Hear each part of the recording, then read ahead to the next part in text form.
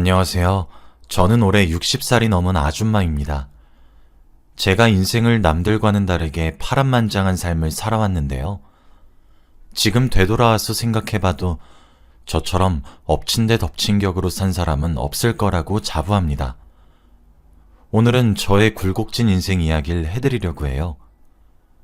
우선 저는 어린 나이에 결혼을 했습니다. 가정 형편이 좋지 않아서 저를 챙겨주고 등직했던 당시의 남자친구가 마냥 좋았기에 결혼을 바로 했지요. 당시 제 나이는 20대 초반이었습니다.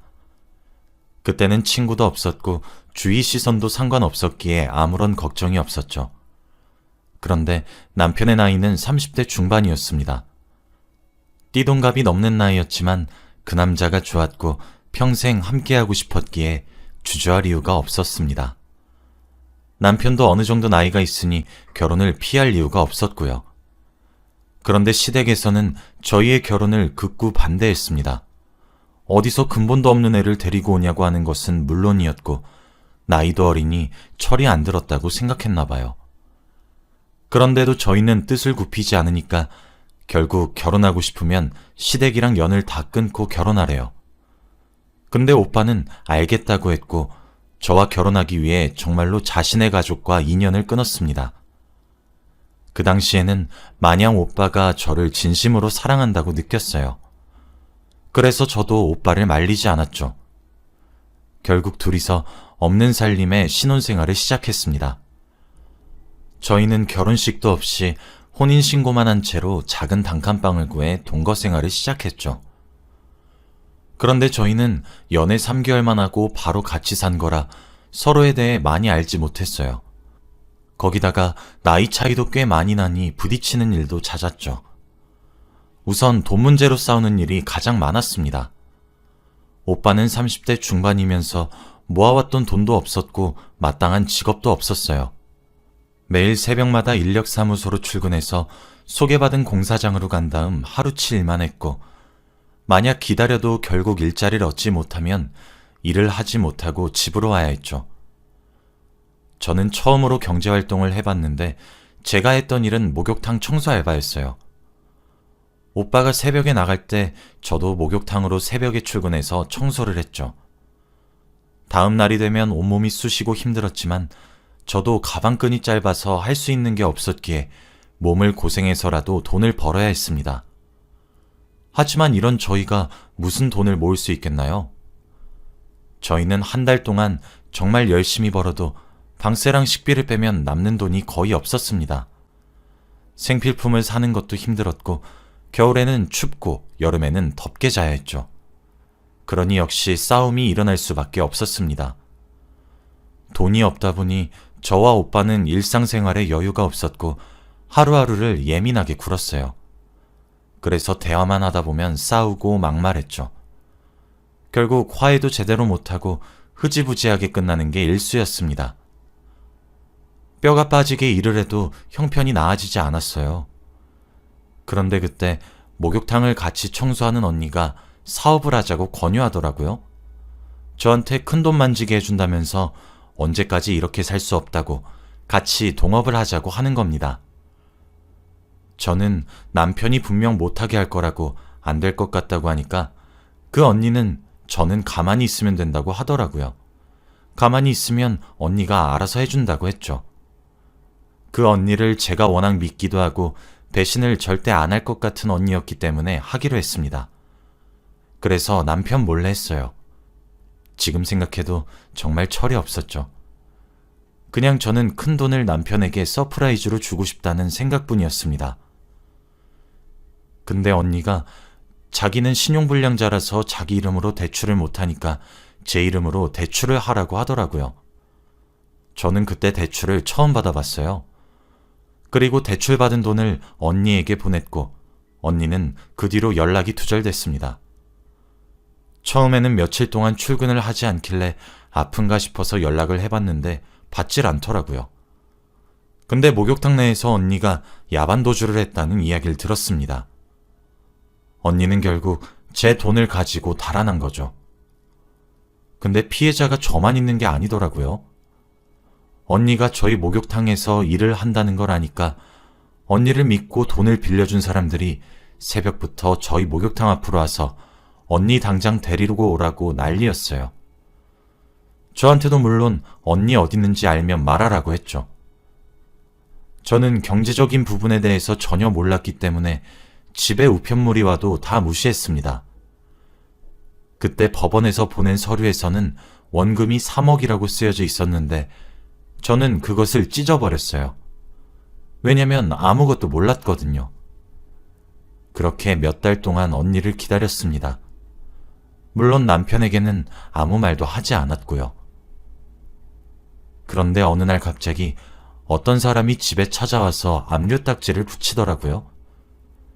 그때 집에 있던 저와 남편은 이게 무슨 일이냐며 잘못 찾아왔다고 화를 냈습니다. 근데 그 사람들은 저희에게 서류 한 장을 보여주었죠. 그 서류에는 원금 3억에다가 이자가 더 붙었다는 내용이었습니다. 남편은 돈을 빌린 적이 없다고 화를 냈지만 저는 그때 머릿속에서 언니에게 빌려준 대출금이 스쳐 지나갔죠. 화를 내면서 아니라고 반박하는 남편과는 반대로 저는 넋을 잃고 손에 힘이 빠졌습니다. 그 모습을 본 남편은 저를 쳐다보더니 설마 하는 눈빛이더군요. 그때 남편에게 모든 사실을 다 말했습니다. 남편은 제 말을 듣자마자 화가 머리끝까지 났는지 집안에 있는 온갖 물건들을 다 집어던지더군요. 남편은 화를 내면서 자기를 무시하냐며 왜 상의도 없이 그런 짓을 벌이고 다니냐고 그랬습니다. 그러면서 저에게 이혼을 하자고 했죠. 물론 제가 잘못한 건 맞아요. 남편이랑 상의도 없이 대출을 해서 큰돈을 빌려줬잖아요.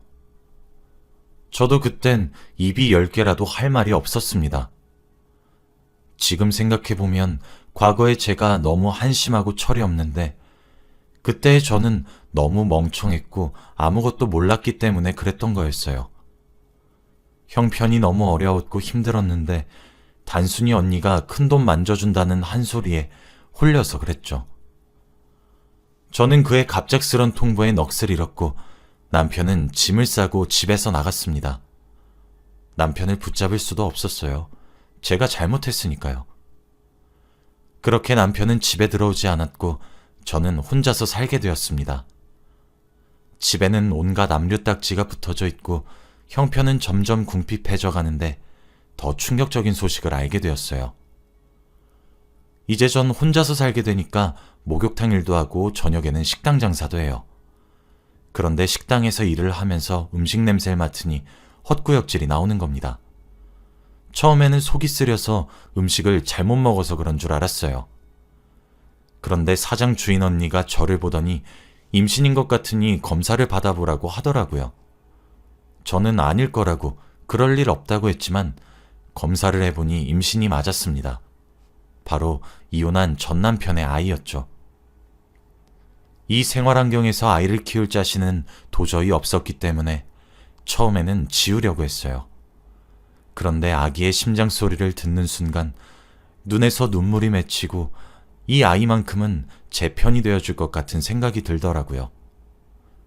제 주위에 있는 사람들은 전부 다 저를 버리고 갔는데 제 뱃속에 있는 아기는 저를 배신하지 않을 것 같았죠. 그래서 힘들지만 낳고 싶었습니다. 임신한 채로 목욕탕 일도 하고 식당 일도 하면서 악착같이 살았어요. 다행히도 식당 주인 언니가 너무 친절하게 대해주셔서 버틸 수 있었죠. 돈이 없어서 방을 뺐는데 식당 언니는 가게에 있는 작은 단칸방에서 살아도 된다고 하셨습니다.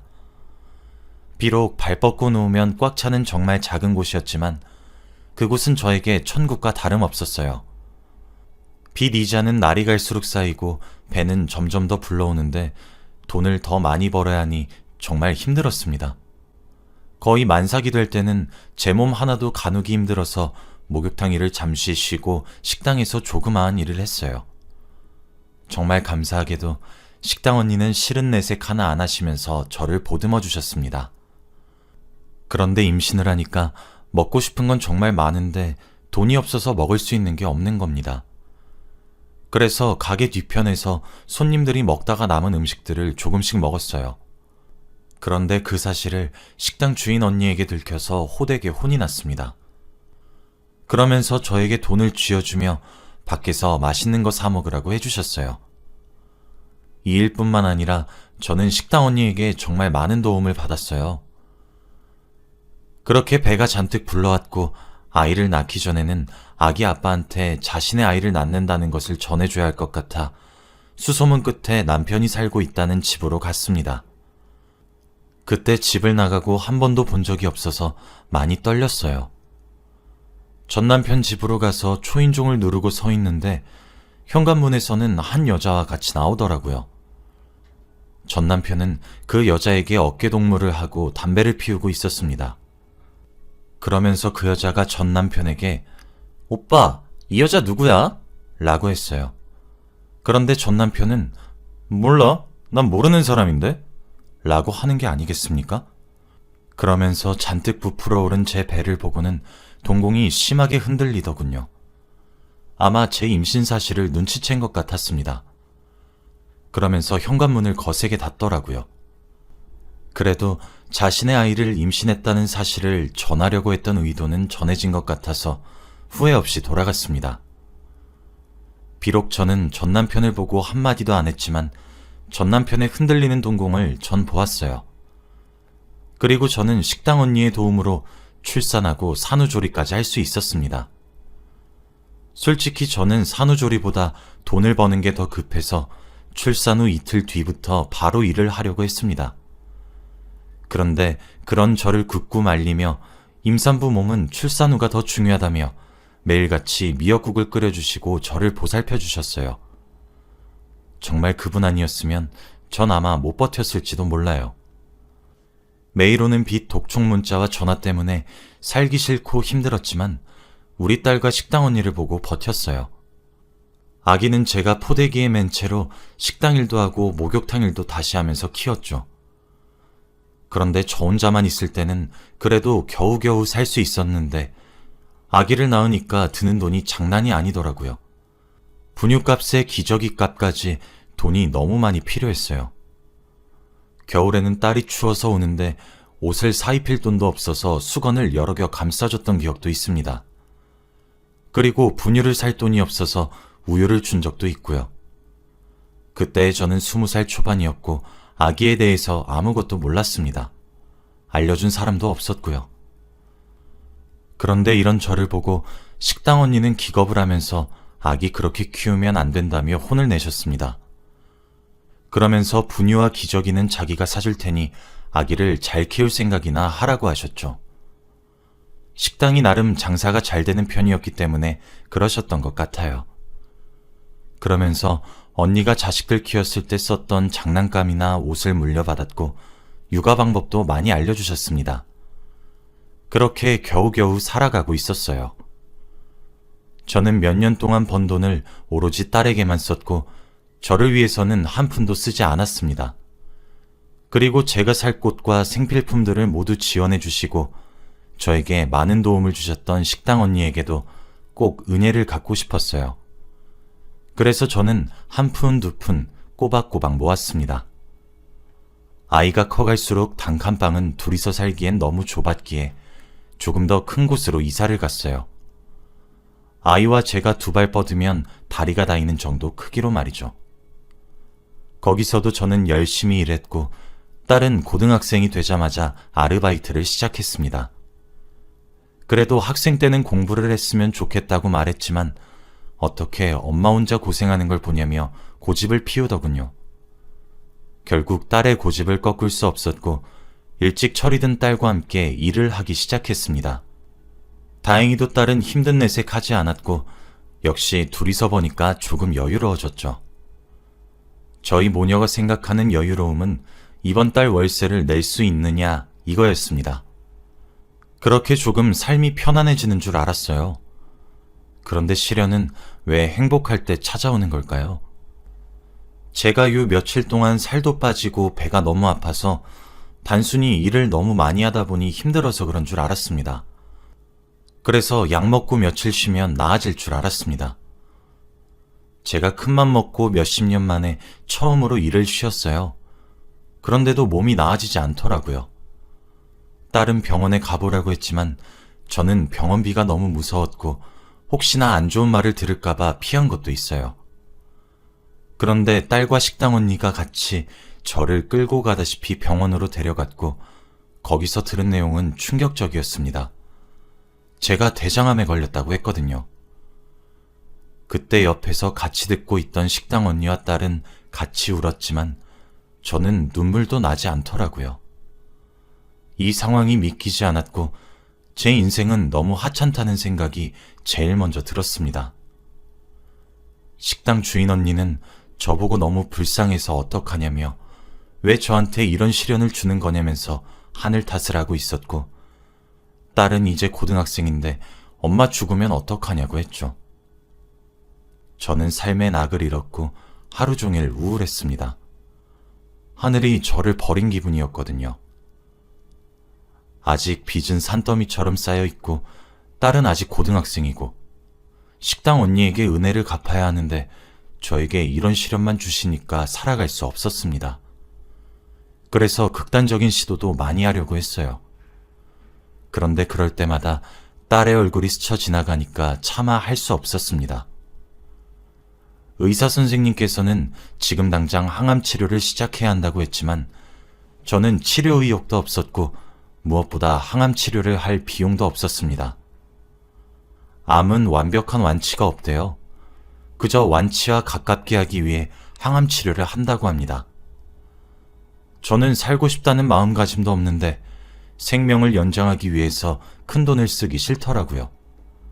그래도 빚을 딸에게 떠넘기고 갈 수는 없다는 생각에 최대한 빚을 많이 갚고 아파야겠다고 생각했어요. 우선 항암 치료를 최대한 미루고 일을 열심히 했습니다. 딸과 식당 언니는 일을 하지 말라고 했지만 저는 다른 일을 몰래 구하면서까지 돈을 벌었어요. 그래야 죽었을 때 후회가 없을 것 같았습니다. 저는 그렇게 청소부 일을 했어요. 하루가 지날수록 배는 점점 더 아파오고 얼굴은 더 창백해지면서 살은 더욱 빠져가니까 움직이지도 못하겠더라고요. 정말 이악 물고 일했습니다. 암을 가지고 일을 한다는 건 정말 못할 짓이더라고요.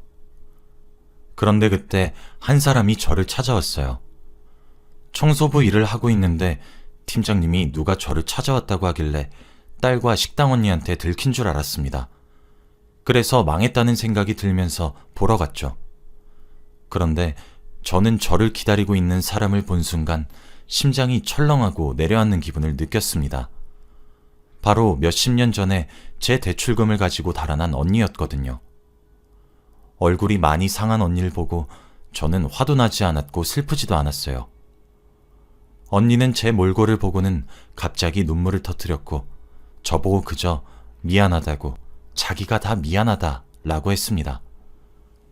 그때의 저와 지금의 저는 많이 달랐겠죠. 아기도 낳았고 암도 걸렸으니 말이에요. 언니와 이야기를 나누는데 언니는 저에게 자신이 빚 다 갚을 테니 이제 행복하게 살라고 했습니다. 너무 미안하다고 사과했고 몇 푼 안 되지만 살림에 보태라며 흰 봉투를 주고는 사라졌습니다. 언니와 서로 어디서 뭐라고 사는지 전혀 이야기 나누지 않았어요. 그저 빚 얘기만 했습니다. 언니는 한참을 울면서 이야기하다가 갔고 저는 멍하게 언니가 주고 간 흰 봉투만 봤습니다. 저는 하루아침에 몇 억의 빚을 가졌다가 또 하루아침에 빚이 사라졌어요. 그리고 흰 봉투 속에는 1,000만 원이 있었습니다. 저는 그날 바로 일을 그만뒀어요. 그리고 식당 언니와 딸에게 다 말했죠. 그리고 저는 이제 언니가 준 돈으로 항암 치료보다 식당 언니에게 은혜를 갚았고 딸에게도 용돈으로 주었어요. 그 두 사람이 아니었으면 전 아마 이 세상에 없었을 테니까요. 제 항암 치료보다 그 둘이 더 중요했습니다. 딸은 제가 준 돈으로 대학교 등록금을 냈습니다. 어느덧 딸도 성인이 되었죠. 저는 이제 맘 놓고 이 생을 끝낼 수 있다고 생각했습니다. 딸은 혼자서도 척척 잘 해내는 사람이니 제가 없으면 더 큰 사람이 될 것 같았고 언니 식당도 장사가 잘 돼서 프랜차이즈도 낼 정도였으니까요. 저는 갈수록 병이 더 악화되었고 당장이라도 항암 치료를 시작해야 했지만 저는 아프지 않은 척을 했어요. 당연히 식당 언니와 딸은 병원에 가자고 했지만 저는 또 피해를 끼치기 싫어서 거절했죠. 저는 매일 집에 하루 종일 누워 있었고 딸은 대학교를 통학했습니다. 그런데 어느 날 딸이 저에게 와서 종이 한 장을 건네더라고요. 숫자들이 잔뜩 쓰여져 있는 종이였는데 그게 뭐냐고 하니까 복권이래요. 왜 이런 데에다가 돈을 쓰냐고 화를 냈지만 딸은 싱글벙글 웃었습니다. 그러면서 저에게 했던 말이 아직까지 기억에 남아요. 엄마, 나 1등 당첨됐어! 전 그 말을 듣고 온몸에 소름이 끼쳤고 벌써 제가 생을 마감한 건가 라는 생각이 들더군요. 꿈을 꾸는 것만 같았고 딸의 말을 처음에는 믿지 않았습니다. 그런데 며칠 뒤에 정말 통장에는 몇십억의 상금이 찍혀 있었죠. 딸은 술 먹고 장난삼아서 샀던 로또가 1등 당첨이 되었고 저희는 한순간에 돈방석에 앉게 되었어요. 그 돈은 전부 딸의 것이었기 때문에 저는 간섭하지 않기로 했습니다. 딸은 바로 제 항암 치료를 시작했고 저는 정말 힘들었지만 딸과 식당 언니를 위해 버티고 또 버텼어요. 그리고 딸이 저에게 용돈을 주었습니다. 평생 한 번도 만져보지 못했던 금액이라 도저히 어떻게 써야 할지 엄두가 안 나더라고요. 그리고 오랜 고민 끝에 내린 결론은 딸이 준 돈의 일부를 미혼모 가정에 기부했습니다. 저 같은 사람들이 너무 많을 것 같았거든요. 저는 어릴 적부터 다사다난한 삶을 살아왔기 때문에 이런 삶을 사는 사람이 더 없었으면 좋겠어요. 그래서 기부했습니다. 그리고 남은 돈은 바로 통장에 넣어서 나중에 딸이 가질 수 있도록 했죠. 지금은 전 항암 치료를 열심히 받고 있어요.